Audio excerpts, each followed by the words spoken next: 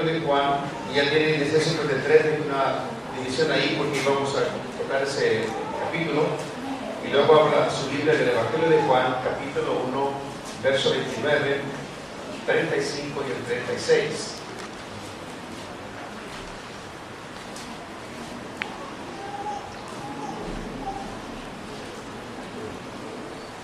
El tema de esta noche, el siervo sufriente de Jehová. ¿Lo tiene el Evangelio de Juan 1:29? Dice, el siguiente día, vio Juan a Jesús que venía a él, y dijo, he aquí el Cordero de Dios, que quita el pecado del mundo. 35. El siguiente día, otra vez estaba Juan y dos de sus discípulos, y mirando a Jesús que andaba por allí, dijo, he aquí el Cordero de Dios. Padre, te damos muchas gracias en esta noche, porque eres bueno y misericordioso por tu fidelidad. Concédenos refugiarnos ante ti, Señor. Cúbrenos debajo de tus alas conforme a tu misericordia y conforme a tu fidelidad, porque eres bueno y fiel. Y te rogamos, bondadoso Señor, que extiendas tu mano misericordiosa y toques a cada persona que ha venido a congregarse en esta iglesia para la gloria de tu nombre, quitando el cansancio, la fatiga, el dolor, la enfermedad, conforme a tu misericordia y conforme a tu poder. Y que al meditar en tu santa palabra, nuestra mente esté ligada a la mente de tu Santo Espíritu, que nuestros pensamientos sean santificados para que tu pensamiento esté en el nuestro y podamos pasar todo este tiempo en completa armonía contigo. Espíritu Santo, toma el control, bendito Señor, de todo lo que se haga y se diga en este santuario, y todo lo que se haga y se diga sea para la gloria de Jesucristo. Te pedimos todo esto en el nombre de Jesucristo nuestro Señor. Amén. Amén. Amén. Muy bien, un aplauso grande al Cordero de Dios.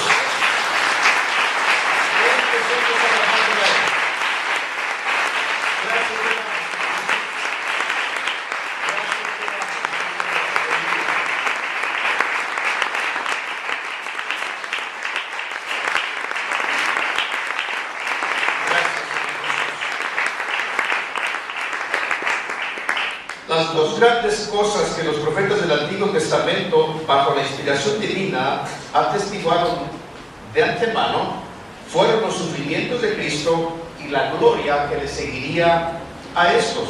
El apóstol Pedro dijo en su primera epístola, capítulo 1, versículo 11, escudriñando qué persona y qué tiempo indicaba el Espíritu de Cristo que estaba en ellos, el cual anunciaba de antemano los sufrimientos de Cristo y las glorias que vendrían tras ellos.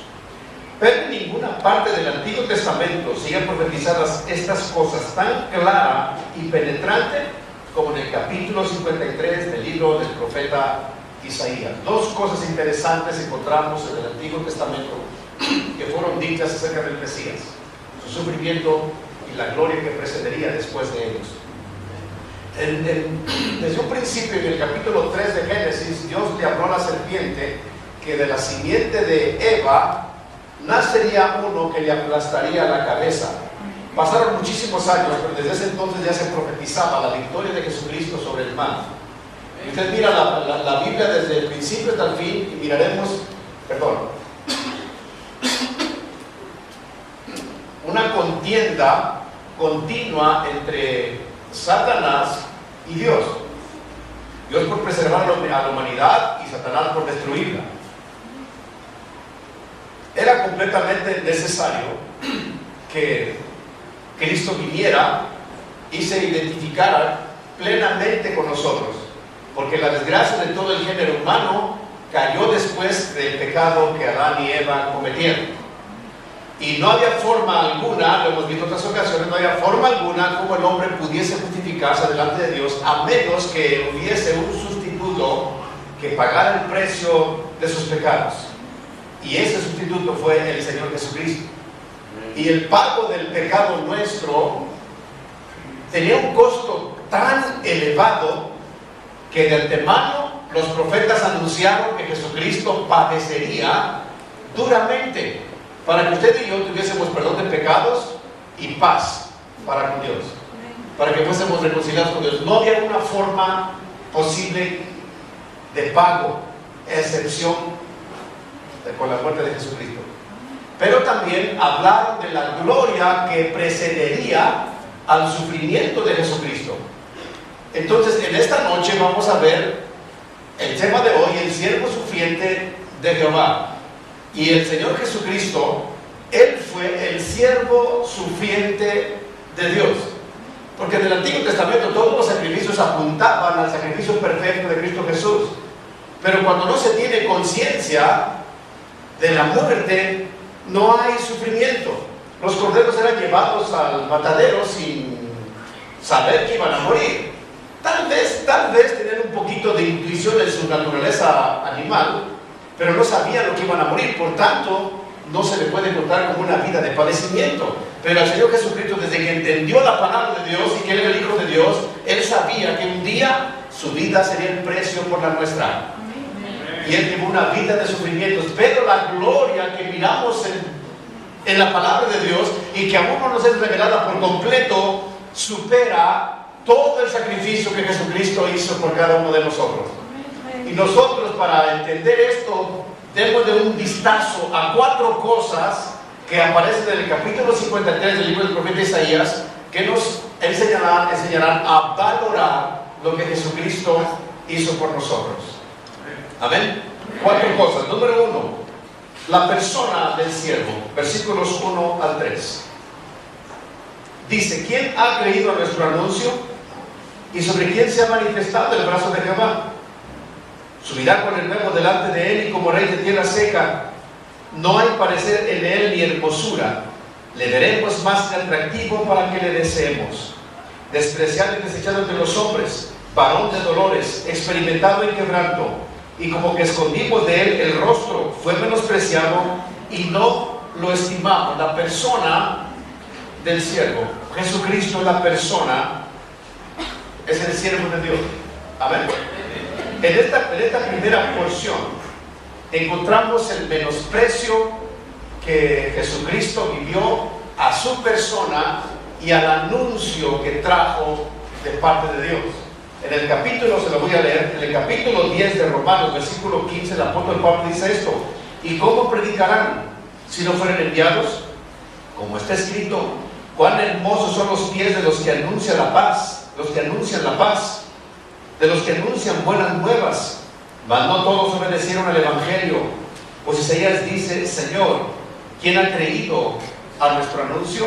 El apóstol Pablo está mostrándonos aquí 2 personas distintas, las cuales se miran hermosas ante los ojos de Dios por el anuncio del evangelio. El primero, al Señor Jesucristo, y luego a usted y a mí.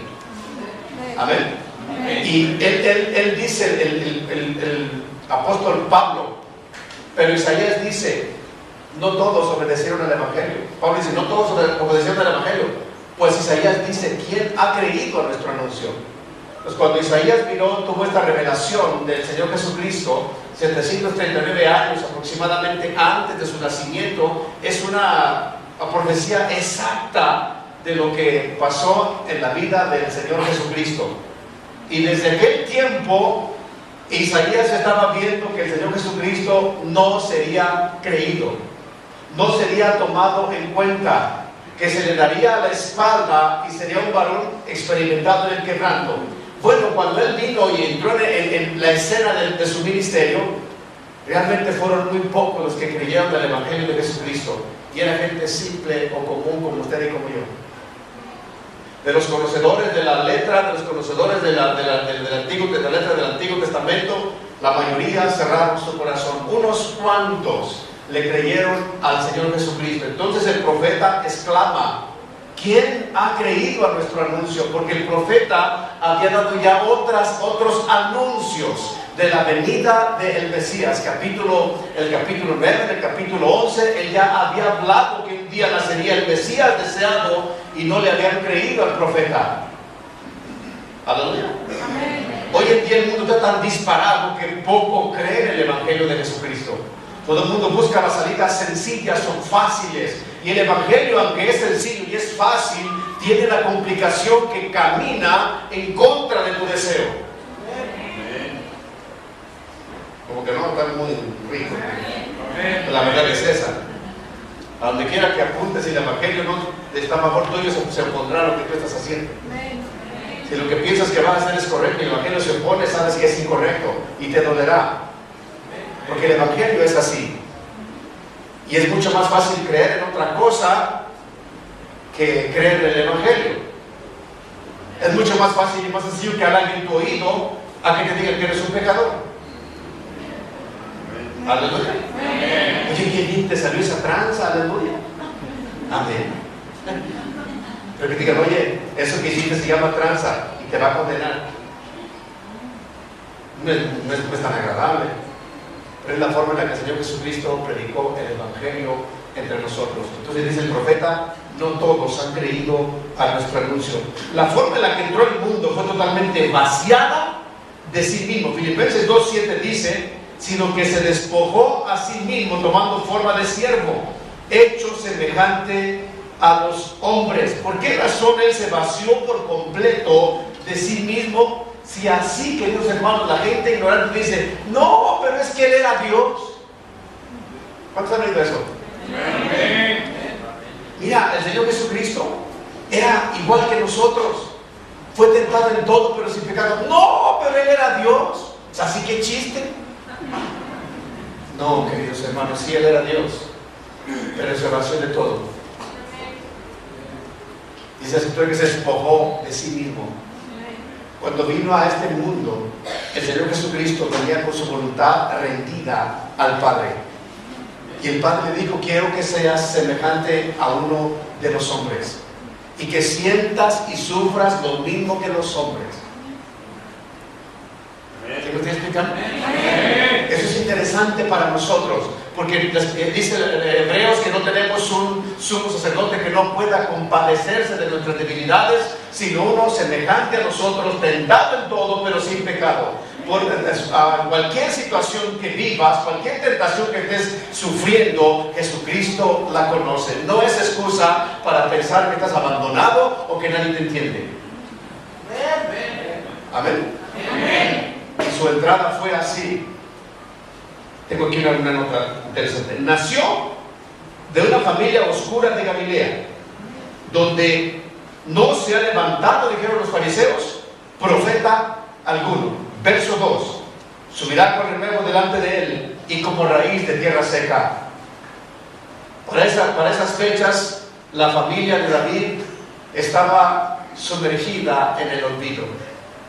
Todos sabían que vendría del linaje de David y no reinaba nadie de la familia de David. Era Herodes. Y José era de la familia de David. Pero era un simple carpintero. Por tanto, no era creíble. No es él, dijeron. Y luego dijeron en una ocasión, de Galilea, ¿puede ser algo bueno? Mira, y ve que de Galilea se ha levantado el profeta, dijeron los escribas y los fariseos. Y la Biblia dice que Jonás era de Galilea. Pero así estaba la dureza del corazón de los hombres. No nos pase a nosotros lo mismo. Amén. Al nacer de una familia olvidada, a él se le mira como raíz de tierra seca. Una familia no apreciada. Y qué belleza del Señor, ¿verdad? Vino a reinar en aquella familia. Puede pasar exactamente contigo. Tu familia puede ser un desastre completo, pero tú serás la diferencia. Yo sé que tu familia haya uno bien ratero, pero tú eres tan honrado que hasta días más, aleluya. Que haya un brujo, una bruja, y tú tengas revelación del Espíritu Santo. Aleluya. Hay uno bien cochino, pero tú te bañas y te perfumas todos los días. Oh, aleluya. Amén. Era una familia olvidada. Pero nació en esa familia el más hermoso de los hijos de los hombres. ¡Aleluya! La gracia de Dios se derramó sobre sus labios. Era algo espectacular. y no lograron ver en él. Tengo que avanzar porque si no me voy a quedar aquí mucho rato. Verso 3: despreciado y desechado entre los hombres, varón de dolores, experimentado en quebranto, y como que escondimos de él el rostro, fue menospreciado y no lo estimamos. La baja opinión que los hombres tenían de él a causa de su modestia apariencia hicieron que no miraran en él hermosura alguna, haciendo a un lado el disfiguro que hicieron de su rostro.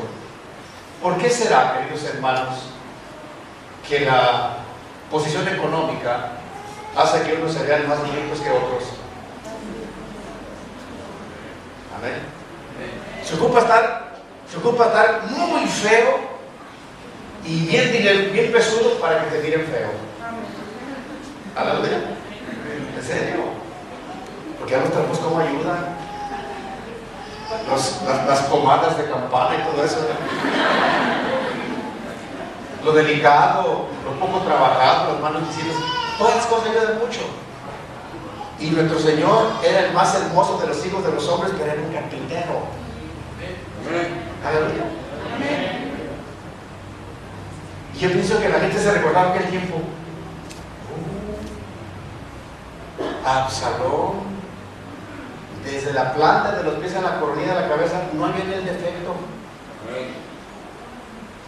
Adonías se llamaba, ¿verdad? Adonías, bien bonito, tan bonito que David nunca lo reprendió.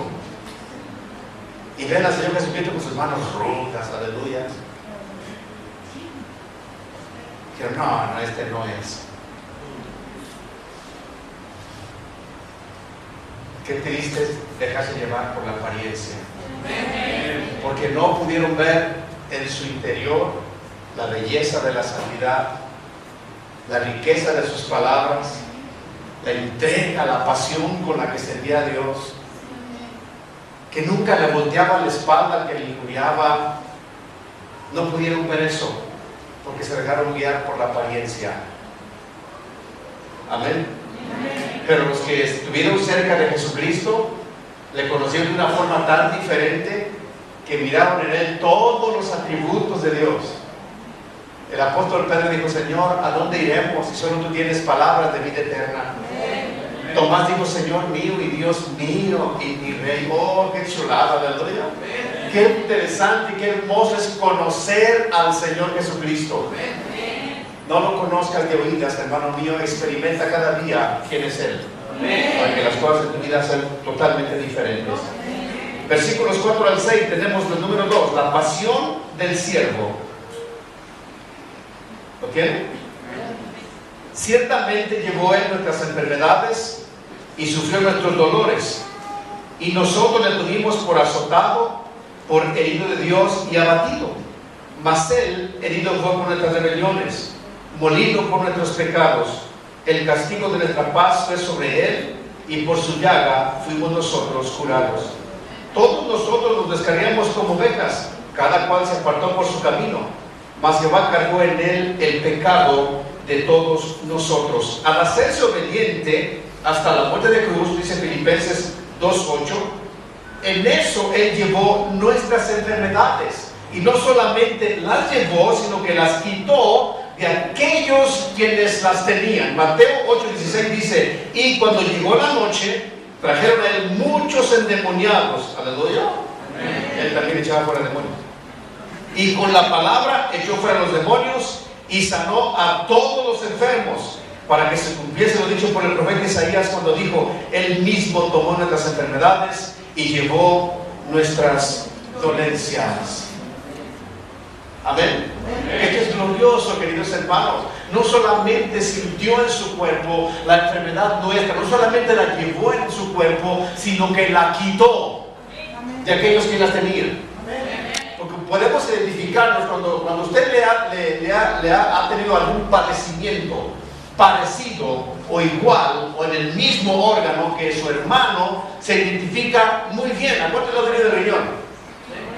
Y es horrible, el riñón 3 veces y bien feo, una vez me operaron del riñón y es muy feo.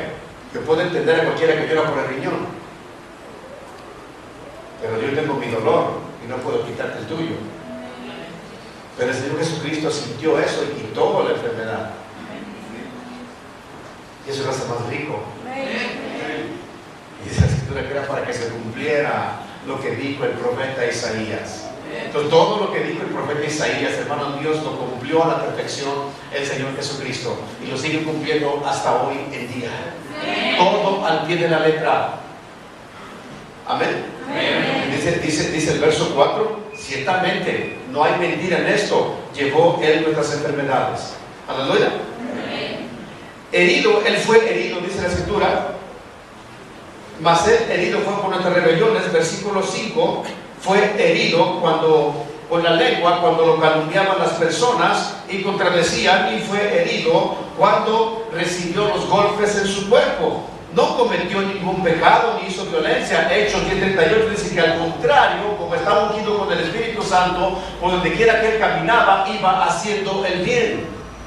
Esta es una de las pagas más horrendas que cualquiera persona pueda recibir después de hacer un favor. Y todo esto le pasó al Señor Jesucristo en vida.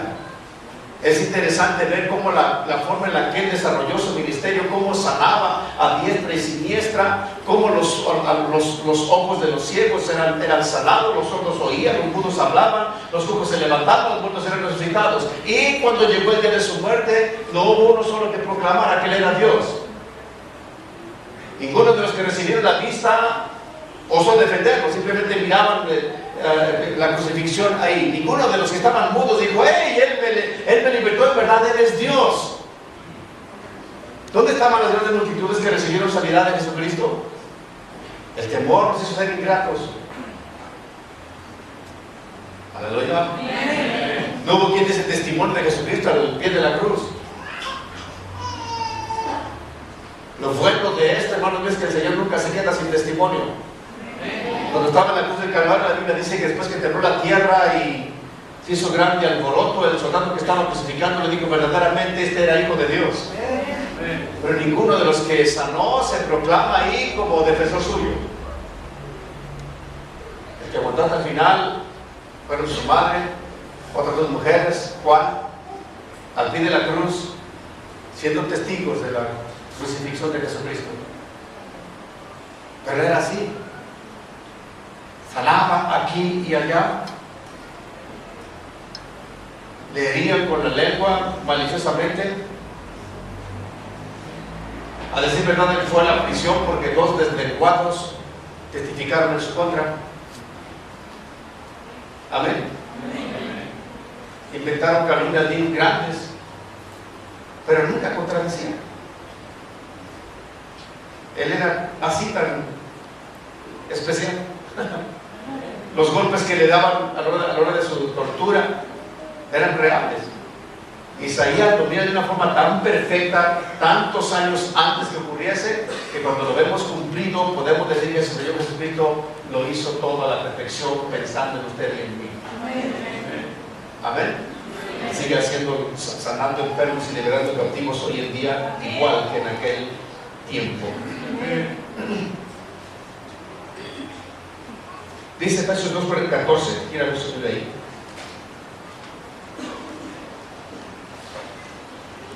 Dice el verso 5 que el castigo de nuestra paz fue sobre él.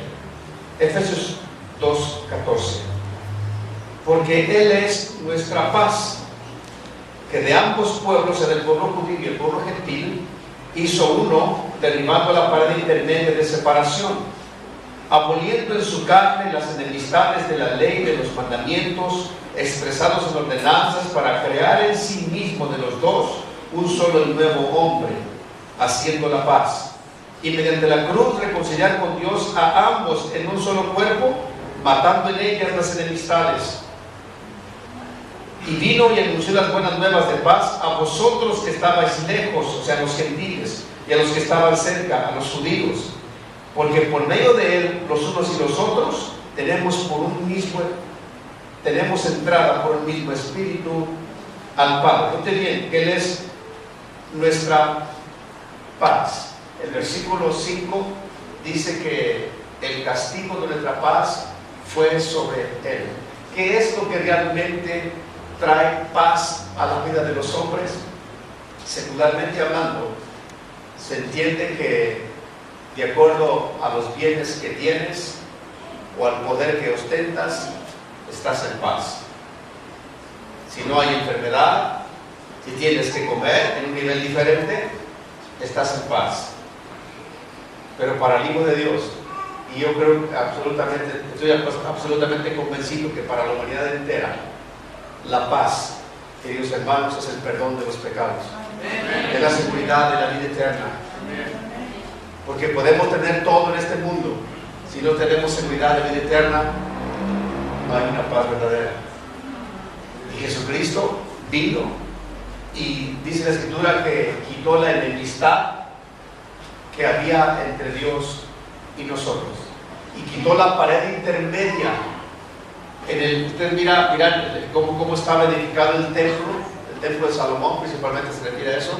Había una pared que dividía el atrio de los gentiles con el lugar donde estaba el santuario, el templo de Dios, y los gentiles no podían traspasar esa pared porque estaba prohibido entrar a ese templo. Dios mismo prohibió que el pueblo gentil entrara al templo, porque era exclusivamente para los judíos. No había manera en que usted y yo pudiésemos apropiarnos de las bendiciones de Dios, porque solamente al atrio se podía llegar. Llegó un tiempo en que los judíos hicieron del atrio de los gentiles un mercado. Fue el que limpió el Señor Jesucristo con el azote 2 veces. Y no había manera de entrar a las promesas.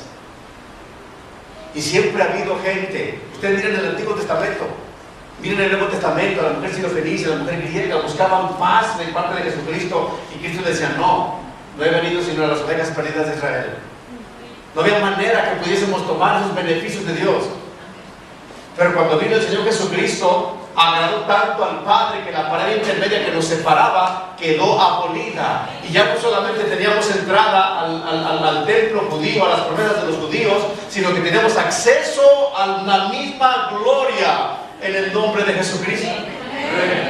Aleluya. Ahora, cuando nos acercamos a Dios, si somos perseverantes, porque mucha gente se rinde en el camino, logramos entrar hasta el lugar santísimo. Una vez que entras a la misma presencia de Dios en el Espíritu, poseer las riquezas de Dios y esa paz maravillosa que no se puede pagar con nada, se obtiene mediante el acercamiento tuyo con el Señor Jesucristo. Aleluya. Y Él sufrió en su cuerpo ese precio por nosotros. No había manera, dice la palabra de Dios, que Dios pudiese mirarnos a nosotros, porque éramos una ofensa continua para Dios. Pero cuando Cristo vino a nuestras vidas, nosotros somos la imagen. Jesucristo ve en nosotros, el Padre ve en nosotros la imagen de Jesucristo, y por fin tenemos paz para con Dios. Esa es la razón por la cual usted y yo, cuando pedimos a Dios, nos sentimos escuchados. Es la razón por la cual no nos sentimos rechazados, porque Él pagó eso. Entonces el apóstol Pablo dice que el Señor Jesucristo, al morir en la cruz, anuló el acta de decretos que nos era contraria. Este es el Nuevo Testamento, este es el Antiguo. ¿Sí me comprende? Todo el Antiguo Testamento era un dictado contra nosotros. Todo lo que aquí reclama de nuestras vidas nos declaraba culpables. Nada más miren los 10 mandamientos. Con eso, hermanos míos, ninguno de nosotros alcanzaremos gracia. Ninguno solo. Y Él dio mandamientos, estatutos, decretos, preceptos, y todos ellos deberían ser obedecidos. Él estableció reglas de conducta para con Dios, reglas de conducta humanas y reglas de conducta para con las autoridades. Aleluya. No había manera que pudiésemos usted y yo tener paz teniendo esta acusación tan grande. Pues cuando Cristo murió en la cruz del Calvario, tomó todo el Antiguo Testamento que nos acusaba, tanto a judíos como a gentiles, y lo clavó con él en la cruz. Y el Padre por fin dejó de decir: es culpable, es culpable. Paró, se detuvo y ya lo miró a nosotros inocentes. Qué bueno es tener a Jesucristo por Dios. Qué bueno es tener a Jesucristo. Amén.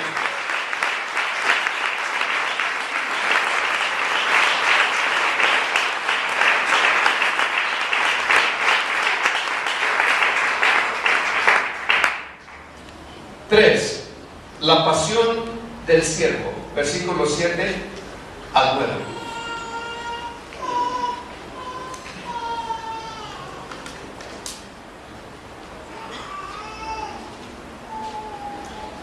Angustiado él y afligido, no abrió su boca. Como cordero fue llevado al matadero, y como oveja de sus trasquiladores enmudeció y no abrió su boca. Por cárcel y por juicio fue quitado, y su generación quién la contará, porque fue cortado de la tierra de los vivientes, y por la rebelión de mi pueblo fue herido. Y se dispuso con los impíos su sepultura, mas con los ricos fue en su muerte, aunque nunca hizo maldad, ni hubo engaño en su boca. Amén. Amén. Cosa más triste. La pasión, estamos hablando de la pasión del siervo. Aunque fue oprimido y afligido, dice el verso 7, no abrió su boca, ni siquiera para declararse inocente. Amén. Amén. Samuel, angustiado él y afligido, no abrió su boca. Mire, cierra sus ojos, siéntale en tu espíritu. No eches mano de la película de Mel Gibson, no tiene esa necesidad. Angustiado él y afligido, no abrió su boca. Como cordero fue llevado al matadero, y como oveja delante de sus trasquiladores enmudeció y no abrió su boca. Estaba en una aflicción terrible y de una humillación extrema. Voy a abrir sus ojos. Amén. Amén. Angustiado. ¿Por qué no se angustia, queridos hermanos, cuando estás ante la antesala de la muerte? La aflicción debió ser muy pesada. En el Evangelio de Mateo, el Evangelio de Lucas dice que él invitó a Pedro, a Jacobo y a Juan para que oraran por él. Les dijo: por mi alma está muy triste hasta la muerte, quedaos y velad conmigo. No fue una situación fácil. Lo maravilloso de esto es que con todo eso él no abrió su boca para declararse inocente, no dijo absolutamente nada. Aleluya. Ahora mira el versículo siguiente. Todos nosotros 8. Por cárcel y por juicio fue quitado, y su generación ¿quién la contará? Porque para un judío es muy importante tener descendencia. Dice el profeta: está joven, por cárcel y por juicio fue quitado, pero no tiene hijos. Usted mira en el Antiguo Testamento, Absalón levantó una torre, una columna, como un monumento, para que se recordara su nombre, porque no tenía hijo. Lo que para el mundo occidental no suele ser tan importante, para el judío sí lo es. Lo que pasa es que el profeta aún no tenía la revelación completa. Amén. Amén. ¿Y su generación quién la contará? ¿Quién dará memoria de él? ¿Quién lo precederá después? ¿Quién hablará de Jesús como su Padre? ¿Quién lo va a recordar? Aleluya. Eso es bien importante, manténgalo ahí en su corazón un momentito. Dice, porque fue cortado de la tierra de los vivientes, y por la rebelión de mi pueblo fue herido. Hay una diferencia enorme entre ser cortado de la tierra de los vivientes a morir de una forma natural. Lo que el profeta ve es una injusticia cometida con un hombre que está en la plenitud de su vida, en la mera edad productiva, a los 33 años, joven. Y mira la visión y se lamenta porque dice, no va a haber nadie que cuente de él. Pero lo maravilloso para nosotros es que precisamente estaba siendo quitado de la tierra de los vivientes por nuestra rebelión, para ponerle fin a la rebelión. Se ocupa ser demasiado insensible, estar ciego, para después de haber leído Isaías 53, no creer en Jesucristo, el Hijo de Dios, como la propiciación de nuestros pecados. Amén. Verso 9. Y se dispuso con los impíos su sepultura, mas con los ricos fue en su muerte, aunque nunca hizo maldad, ni hubo engaño en su boca. Se repite de continuo la inocencia del Señor Jesucristo. Por cárcel y por juicio fue quitado. Es que le hicieron un juicio injusto. Aleluya. Y se dispuso con los impíos su sepultura. Cuando estaba en medio de los dos ladrones, ahí se dispuso su sepultura. Ahí él va a ser sepultado. Pero con los ricos fue su muerte, porque José de Arimatea prendió el cuerpo de la cruz y lo sepultó en un sepulcro nuevo de su propiedad. Aleluya. Qué hombre tan interesante, José de Arimatea, ¿verdad?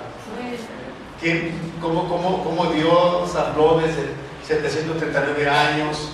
Todavía este hombre ni siquiera nacía. Amén. Se hizo tuvo la idea, de cavar una tumba nueva y la cavó. Y Dios mirando desde su gloria, ¿verdad? Todos los movimientos que este hombre estaba haciendo para que se cumpliera por mano suya la profecía de Isaías. Desprende el cuerpo y lo sepulta en ese sepulcro nuevo. ¿Se dio cuenta José de Arimatea o no? No lo sabemos, pero nosotros sí lo sabemos. Lo cual quiere decir que tu vida y mi vida están dentro del plan perfecto de Dios. Cada movimiento suyo está en el plan perfecto de Dios. Encajará perfectamente. Amén. 10. Encontramos ahí la porción del siervo. Con todo eso, que era inocente, Jehová quiso quebrantarlo, sujetándole al padecimiento. Cuando haya puesto su vida en expiación por el pecado, verá linaje, vivirá largos días, y la voluntad de Jehová será en su mano prosperada. Dice Hechos 2:23. Observe bien esto, qué interesante. A este, entregado por determinado consejo y anticipado conocimiento de Dios, prendisteis y matasteis por mano de inicuos, crucificándole, al cual Dios levantó suelto los dolores de la muerte, por cuanto era imposible que fuera retenido por ellos. Lo que me llama la atención aquí es que lo que pasó con el Señor Jesucristo tenía un anticipado conocimiento de Dios. Dios mismo lo sujetó a padecimiento, queridos hermanos, con toda la inocencia. ¿Tiene la intención directa a Dios en esto? Sí. Él estaba pensando, queridos hermanos, en tocar la sensibilidad de nuestros corazones. Éramos nosotros los que merecíamos esto, pero sin embargo lo sujetó en él. Y por fin llegamos al momento en el que el profeta, ¡wow!, se le alegra el corazón. Vivirá por largos días. Verá linaje, perdón. Amén. Y su generación, ¿quién la contará? Y ahora dice, ¡aleluya! Verá linaje, vivirá por largos días, y la voluntad de Jehová será su mano prosperada. Es una profecía tan gloriosa que él mira el nacimiento ignorado, despreciado, desechado, lo mira entregado al sufrimiento, lo mira apasionado por hacer la obra de Dios, y luego lo mira, amados míos, entrando en la recompensa de todo lo que hizo. Ahora, su generación no procedía de sus logros directamente. Él nos creó a nosotros, aleluya. Usted y yo somos su descendencia. Todo el que ha creído en Jesucristo se ha rendido a Él. Ese es el linaje de Jesucristo. Somos los que damos fe de nuestro papá, aleluya. Somos la gran diferencia. Fuimos creados para anunciar que vive. Verá el linaje, verá el linaje. Donde el profeta dice que vivirá largos días, se refiere a que nunca verá la muerte. Y la voluntad de Jehová será en su mano prosperada. Todo lo que el Señor, el Padre, tiene para ti es prosperado en la mano de Jesucristo. Porque nada obtenemos del Padre si no es mediante Jesucristo. ¿Por qué razón? Porque Él fue la propiciación de nuestros pecados. Él fue nuestro sustituto perfecto. Como linaje suyo, queridos hermanos, merecemos un precio demasiado elevado. Y la Biblia dice que el Padre nos dio, si el Padre nos dio a Jesucristo, ¿cómo no nos dará con Él todas las cosas? Amén. Por fin se abre un panorama distinto. Ya no es el siervo sufriente que nos mira la recompensa gloriosa por lo que Él sufrió. Amén. Amén. 11. Verá el fruto de la aflicción de su alma y quedará satisfecho. ¿Qué podemos decir del fruto de la aflicción de su alma? Cuando dijo el apóstol Pedro a Jacobo y a Juan: estoy muy triste, mi alma está muy triste hasta la muerte. Después que pasaron los dolores de la muerte, que el Señor resucita, porque la Biblia dice que ese mandamiento recibió del Padre. El Padre hizo el plan con el Hijo. Mira, hay una humanidad perdida. En los arrabales más miserables del universo hay un planeta llamado Tierra, donde el pueblo se perdió. Mi creación se ha perdido. Se necesita un Salvador, uno igual de digno a mí, que pague el precio. ¿Quieres ir por mi hijo? Sí, voy. Muy bien. Si vas, te doy este mandamiento: da tu vida en rescate, pero vuélvela a tomar. Él dijo: nadie me quita la vida, yo la pongo. Por ahí se dice que Satanás crucificó a Jesucristo. No. Sí fue a la cruz por causa de nosotros, pero no tenía poder para crucificarlo. Él no es un holocausto ofrecido al diablo, él se ofreció así mismo al Padre. Aleluya. Este mandamiento tenía del Padre y tenía que obedecer, de morir y luego resucitar. Y dice la Escritura que vería el fruto de la aflicción de su alma y quedaría satisfecho. Mirar a través de todas las edades todo lo que Él logró para nosotros, tanta sanidad, tanta vida eterna, tanta alegría, tanta paz. Hermanos míos, padres de familia que gastaban el dinero en el vino, ahora gastaron en zapatos para los hijos, en comida para los hijos, en vestido para los hijos. Tanta gente deprimida y sumida en la conmiseración, en la amargura, hombres asesinos, mujeres prostitutas, abandonadas por los maridos sin esperanza, vidas cambiadas. Ese es el fruto de la aflicción de su alma. Una generación gloriosa de todos los siglos. Aleluya.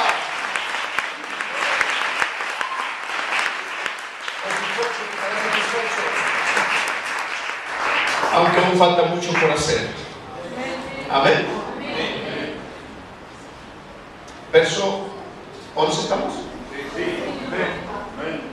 Por su conocimiento justificará mi siervo a muchos y llevará las iniquidades. ¿Por qué? Por su conocimiento. Porque el Señor Jesucristo es la traducción correcta del idioma de Dios al lenguaje humano.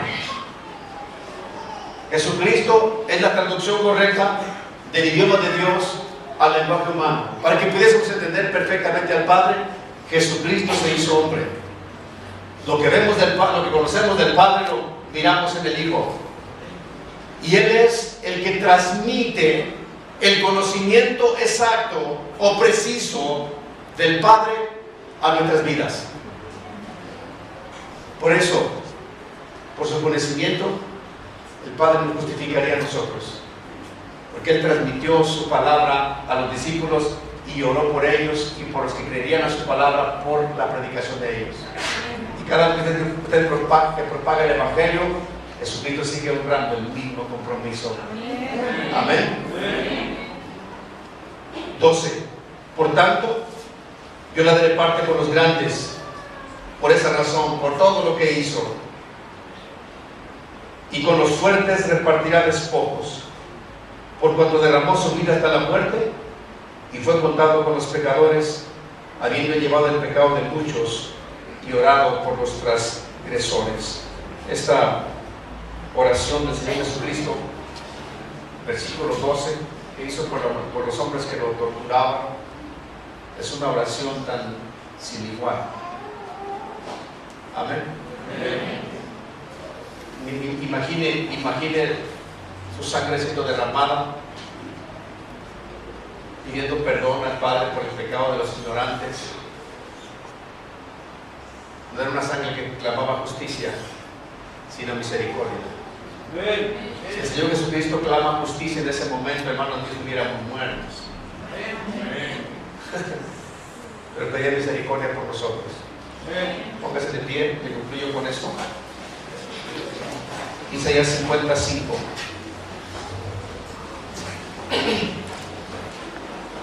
Pásale, Jehová el Señor me abrió el oído.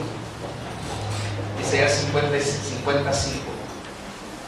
Jehová el Señor me abrió el oído y yo no fui rebelde ni me volví atrás. Es el llamamiento que Dios le hizo al Señor Jesucristo.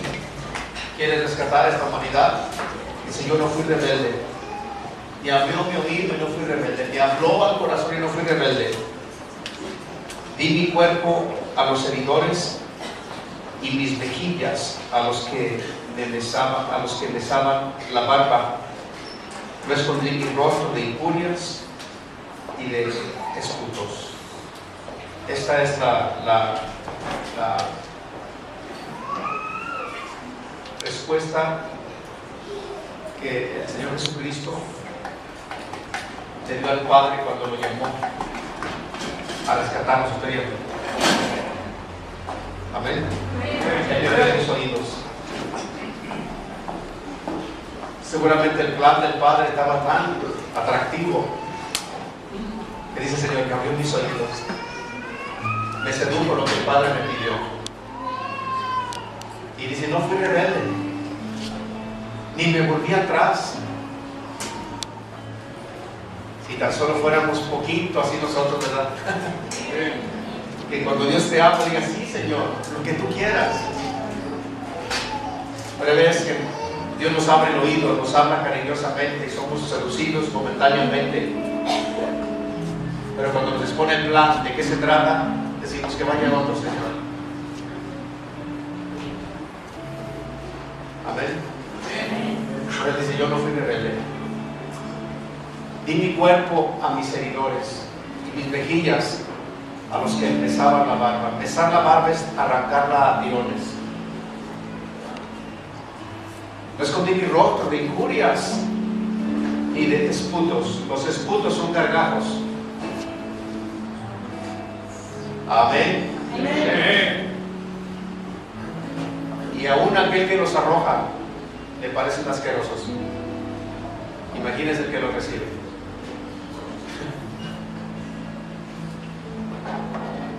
Inclina tu rostro.